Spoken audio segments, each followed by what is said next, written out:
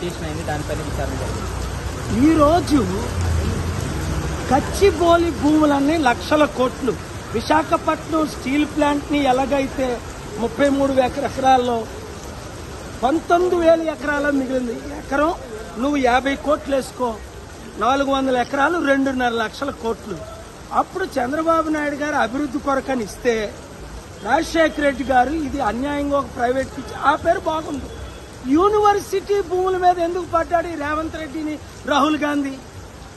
అరే నువ్వు యూత్కి న్యాయం చేస్తానన్నావు, మంచి చేస్తానన్నావు, ఉద్యోగాలు ఇవ్వట్లేదు, అభివృద్ధి చేయట్లేదు. సరికదా స్టూడెంట్ భూములు ఉద్యోగులకి ఇవ్వకుండా, స్టూడెంట్లకి ఇవ్వకుండా, ఫ్యూచర్ లేకుండా నువ్వు చేస్తుంది ఏంటి? లక్షల కోట్లు ఉన్నోడికి మళ్ళీ లక్షల కోట్లు ఇవ్వడానికి. అందుకే నేను ఈరోజు కోర్టులో వాదనలు విన్నాను. పబ్లిక్ ఇంట్రెస్ట్ లిటిగేషన్ ఈరోజు ఫైల్ చేస్తున్నాను. వచ్చే థర్స్డే మధ్యాహ్నం 2:15కి నా వాదనలు వినిపిస్తాను. ఈ భూములను కాపాడుతాం. తెలంగాణ మిత్రుల స్టూడెంట్స్, ఈ దొంగల నమ్మకండి, ఈ గజ దొంగల నమ్మకండి.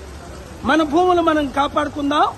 ఏ పొలిటికల్ పార్టీని నమ్మకండి. నేను మీతో ఉన్నా, మీరు నాతో ఉన్నారు, ప్రజలు మనతో ఉన్నారు, మీడియా మనతో ఉంది, దేవుడు మనతో ఉన్నాడు, సత్యం మనతో ఉంది.